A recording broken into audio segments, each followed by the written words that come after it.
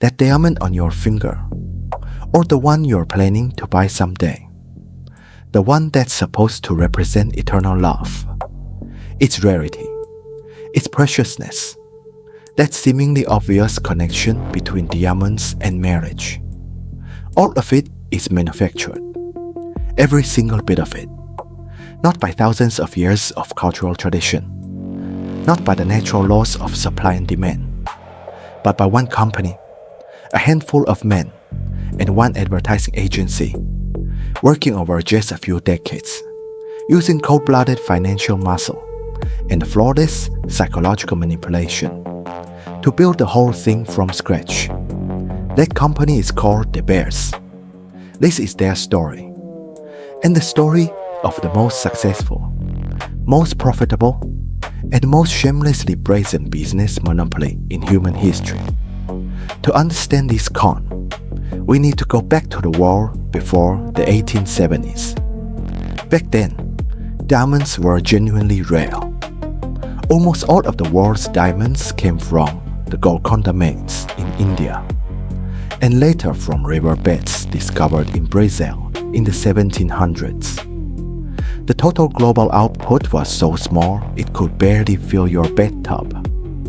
That's why diamonds belong to emperors and kings. The Koh-i-Noor, held by the Mughal Emperor Aurangzeb, the regent diamond of the French Bourbon dynasty. These stones were precious because they were truly, genuinely scarce. In that era, the high price of diamonds made complete sense. Then, in 1866, a child's curiosity changed everything. A South African farm boy named Erasmus Jacobs was playing by the Orange River when he picked up a strange, shiny pebble. He brought it home. A neighbor who knew his gemstones took one look and went pale. It was a diamond. That stone, 21.25 carats, would later be named the Eureka. But the real explosion came 3 years later, in 1869. A Khoikhoi shepherd in the same area found a diamond so enormous it seemed absurd. 83.5 carats. News spread, and the world went absolutely mad. The stone was brought to Cape Town for display. The vice premier of the Cape Colony stood before Parliament and declared, "Gentlemen, this stone will be the cradle of South Africa's birth." He was right. A new empire was born. But it wouldn't belong to the people of South Africa. By the early 1870s, geologists confirmed that the Kimberley region of South Africa sat on top of massive kimberlite pipes, deep volcanic rock formations packed with diamonds. The rush was on. Adventurers poured in from Britain, Australia, America, and Germany. The population of Kimberley exploded, from nearly nothing to 50,000 people in just a few years. But diamond mining wasn't like panning for gold. The deeper they dug, the more the mines flooded. Individual miners couldn't keep up. Debt piled on. Many were forced to sell their claims at rock-bottom prices. And it was precisely at that moment, when everyone was frantically digging, that a 17-year-old British boy stepped off a boat in South Africa. In 1871, Cecil John Rhodes arrived. His doctor had told him the dry African air would be good for his lungs. He came from an ordinary English clergyman's family. He wasn't tall, wasn't physically imposing, and sometimes even stuttered. But he had something no one else had, a near-obsessive calm, and the ability to see the bigger picture when everyone else had tunnel vision. While other men rushed to grab mining claims and start digging, Rhodes looked around and did something completely different. He bought water pumps. Flooded mines meant stalled operations. Every miner needed pumping services, but nobody wanted to bother with it. Rhodes rented his pumps to the miners and collected steady cash, while everyone else gambled. That became his first fortune. Then, and this is where it gets interesting, he went back to England and enrolled at Oxford University. While Kimberley was in its wildest frenzy, Rhodes was getting a degree. He traveled back and forth between terms, expanding his business all the while. People thought he was eccentric, but Rhodes knew exactly what he was doing. He wasn't there to mine diamonds. He was waiting for everyone else to break down. By the late 1870s and into the 1880s, the moment had come. Individual miners were going bankrupt one after another. Rhodes showed up with cash and bought their claims for pennies on the dollar. His strategy was simple and ruthless. Don't compete over who digs the most. Control who gets to dig at all. By the mid-1880s, Rhodes controlled a massive share of the Kimberley mines. And in 1880, he officially founded the De Beers Mining Company, named after the farm whose land the mine sat on, originally owned by a man named Johannes Nicolaas de Beer.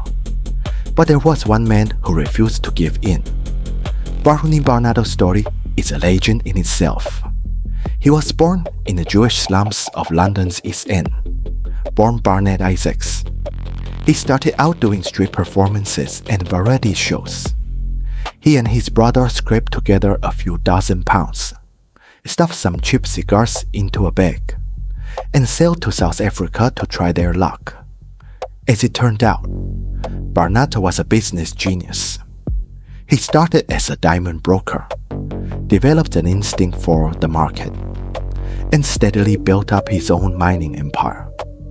His Kimberley Central Mining Company was the only serious rival to Rhodes's De Beers. The two men engaged in a brutal, prolonged battle to buy up each other's shares, back and forth, driving up prices to dizzying heights. But Rhodes had a secret weapon: the Rothschild family, the most powerful banking dynasty in Europe, agreed to back him with essentially unlimited capital. Facing that, Barnado knew he couldn't win.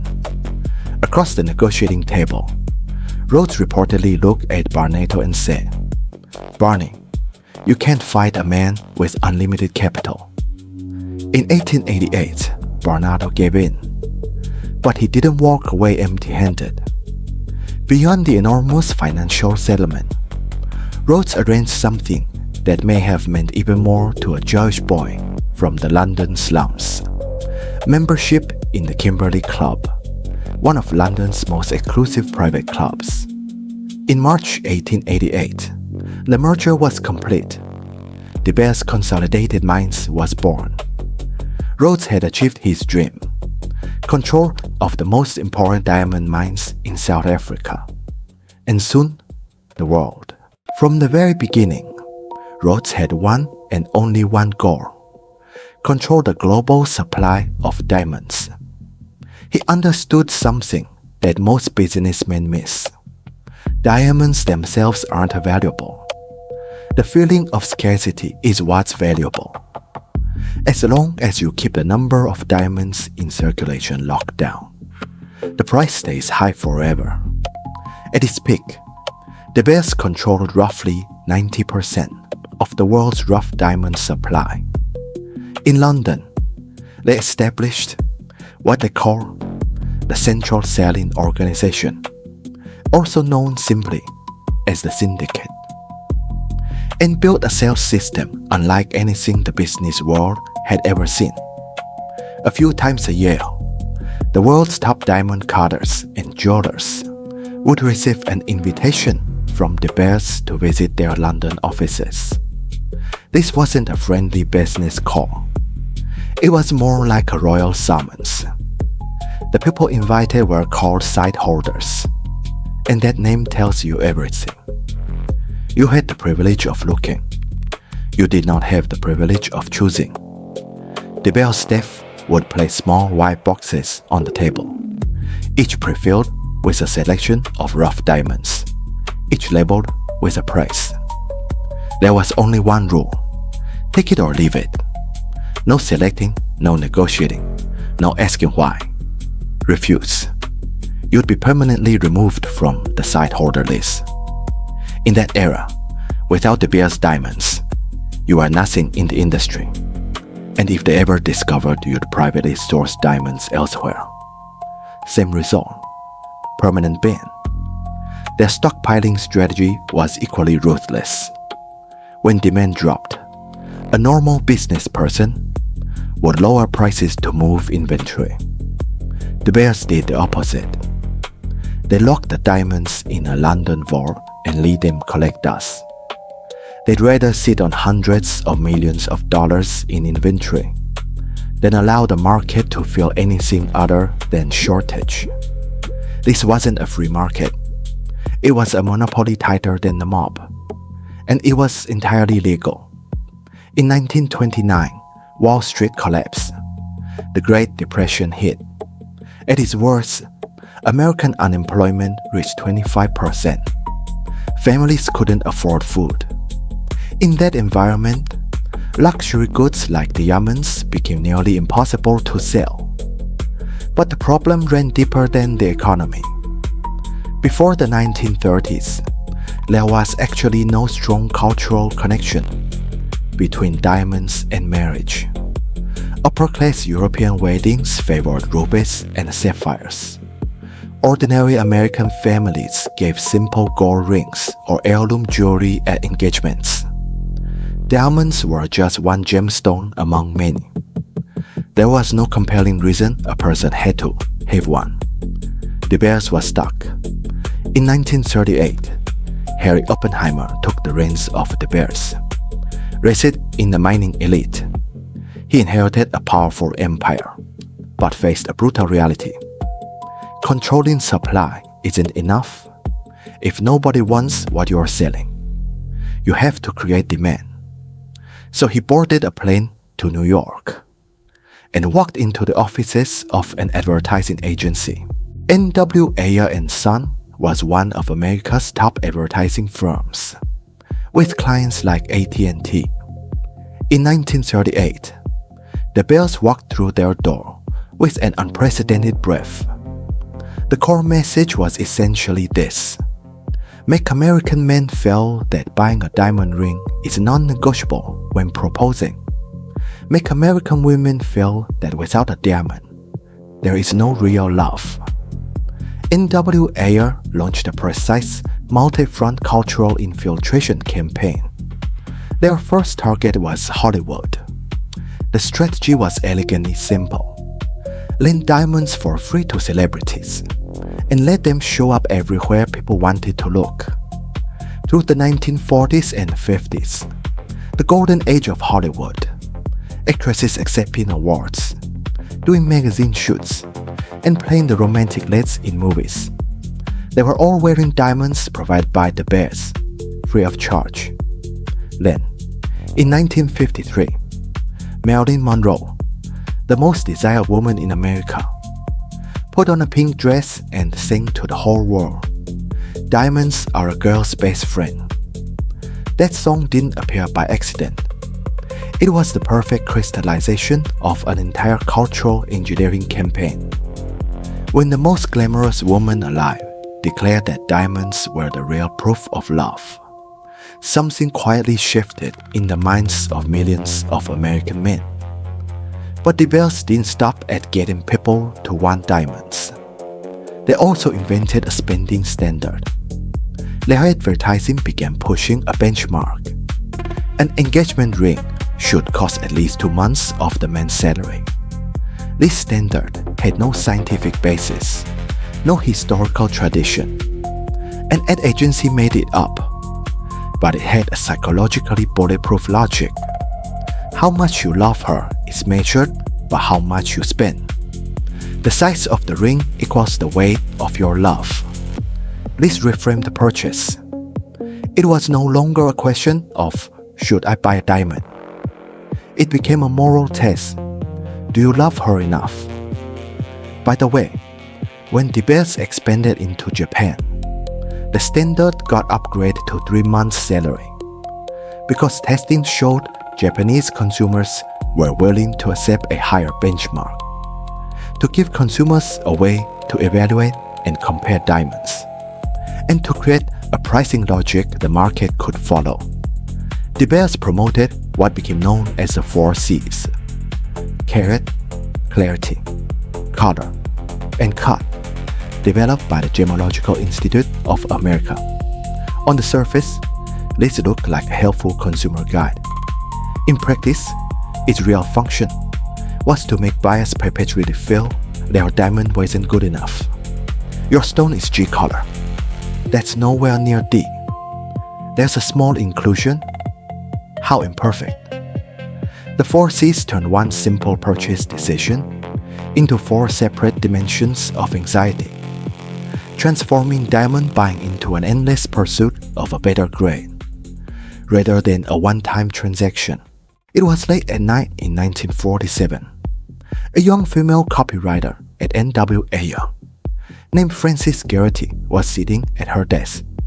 Exhausted, the deadline pressing, she needed a tagline for De Beers' next campaign. By her own account, she was barely conscious, half asleep at her desk. In a foggy, half-dreaming state, she scrawled 4 words on a piece of paper. A diamond is forever. The next morning, she looked at it and thought it wasn't good enough. She wanted to replace it. Her boss disagreed. He insisted they use it. That line launched in 1948 and appeared in De Beers advertising for decades afterward. In the year 2000, Advertising Age magazine named it the greatest advertising slogan of the 20th century. But the true genius of that tagline wasn't just linking diamonds to eternal love. It contained a hidden weapon that kept De Beers executives sleeping soundly at night. If a diamond is forever, if it represents your love, your marriage vow, your most intimate commitment, then selling it is a moral betrayal. You can't pawn love. You can't sell your wedding promises at a secondhand shop. With 4 words, De Beers had killed the secondhand diamond market. Once a diamond left the store and entered a consumer's home, it would never flow back into the market. It would never dilute the carefully maintained illusion of scarcity. This is perhaps the most elegant move in marketing history, using one poetic line to solve an entire supply chain problem. Just as De Beers was riding high, a threat emerged from the other side of the world. In the 1950s, Soviet geologists discovered diamond deposits in the Yakutia region of Siberia, so enormous they could theoretically double or triple global supply. When news reached London, De Beers directors turned pale. If the Soviets flooded the international market, decades of carefully maintained scarcity and high prices could collapse overnight. In a secret meeting that defied all Cold War logic, De Beers and Soviet representatives sat down together at a negotiating table. You might think that two ideologically opposed superpowers, locked in a global standoff, could never cooperate on business. But money is a stronger bond than ideology. They struck a deal. Soviet diamonds would be purchased exclusively by De Beers and fed into the market at a carefully controlled pace. The Soviets got stable hard currency income. De Beers kept its grip on global supply. This secret arrangement wasn't widely known until after the Cold War ended, but that partnership created a new headache. Siberian diamonds were different from South African ones. They came out small, what the industry calls melee or chips, too tiny for engagement rings, too valuable to waste on industrial use. De Beers was sitting on a mountain of small diamonds with nowhere to put them. So the marketing team got to work. Their solution? Invent an entirely new category of jewelry and attach brand new emotional meaning to it. Take a circle of small diamonds, mount them on a ring, and let the circle represent love, without beginning or end. Then give it a campaign line. You gave her a wedding ring when she married you. Now, on your anniversary, tell her you love her forever. The eternity ring was born. Worthless industrial chips were reborn as a celebration of lasting love. A wedding anniversary declaration. De Beers didn't just clear their inventory. They extended the diamond purchase from a one-time engagement event into a recurring ritual across a marriage's entire lifetime. The audacity was breathtaking. In 1967, De Beers set their sights on Japan. It seemed nearly impossible. Japanese wedding traditions had no engagement ring custom whatsoever. Their marriage rituals were entirely their own, completely separate from Western norms. And Japan had only recently rebuilt from the devastation of World War II. But De Beers had money, patience, and a playbook already proven in America. Their Japanese advertising was carefully crafted to project an image of modern romance. The ad showed men in sharp suits, women in contemporary clothes, images of a new era, a new lifestyle, a love that had left old traditions behind. The diamond was positioned not as a Western import but as a ticket into modern civilization. The results were staggering. In 1967, just 5% of Japanese brides received a diamond engagement ring. By 1981, that number had jumped to 60%. In 14 years, De Beers created an enormous market from absolute zero in a country that had no pre-existing diamond culture whatsoever. It may be one of the most astonishing feats of cultural engineering in human history. Into the 1980s and 90s, De Beers' empire began to crack. The discovery of the Argyle mine in Australia, along with the rise of independent Canadian and Russian producers, brought new players who had no interest in playing by De Beers' rules.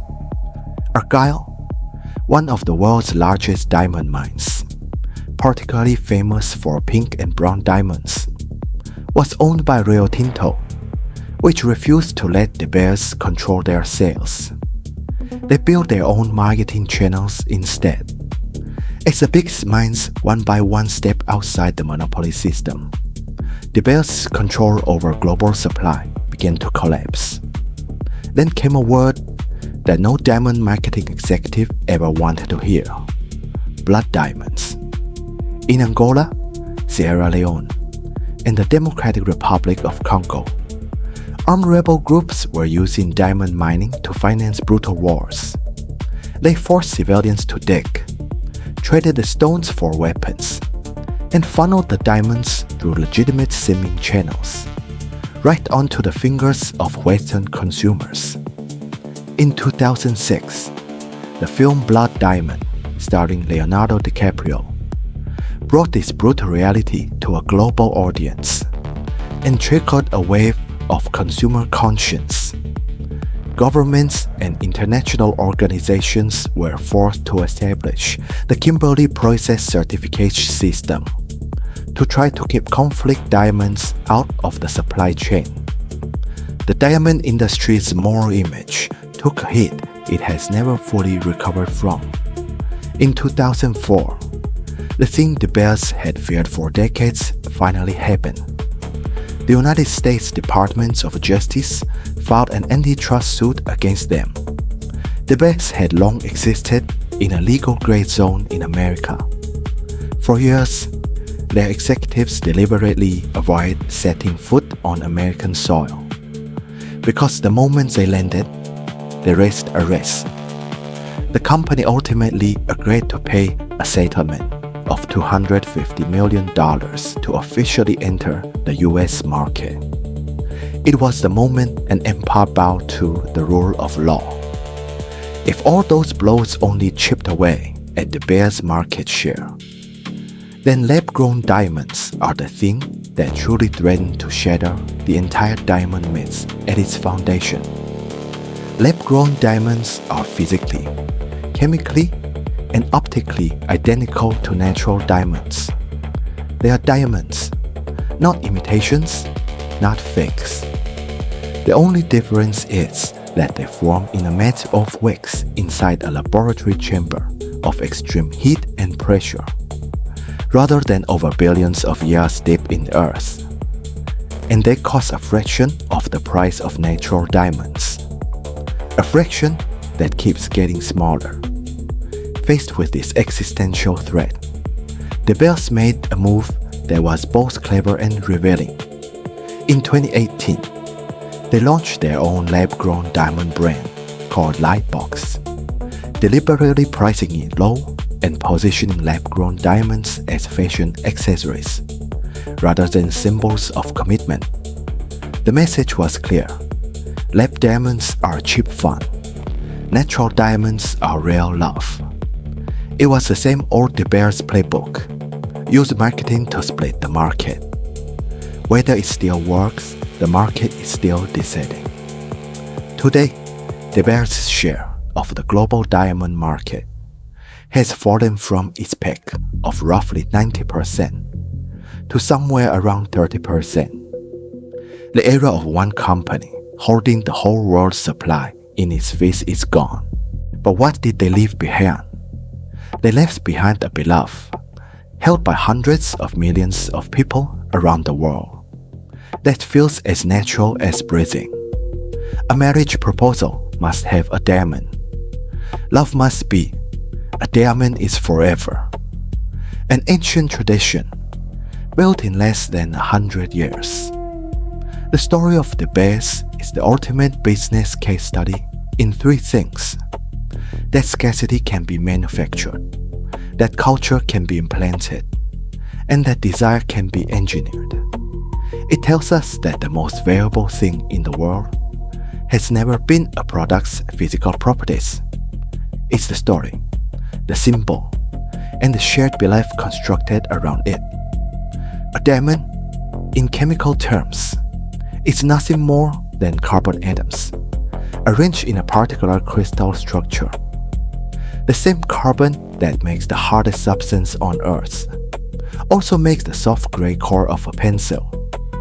What makes a diamond worth tens of thousands, or hundreds of thousands, of dollars is a four-word advertising slogan, a song sung by Marilyn Monroe.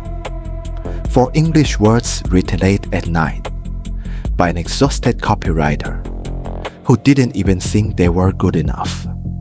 So the next time you stand in front of a jewelry store display case, watching that stone break light into 1,000 colors, ask yourself what you're really looking at. Is it a rock? Or is it the most sophisticated piece of human psychological engineering ever built? And the glow it left behind, still burning inside your mind,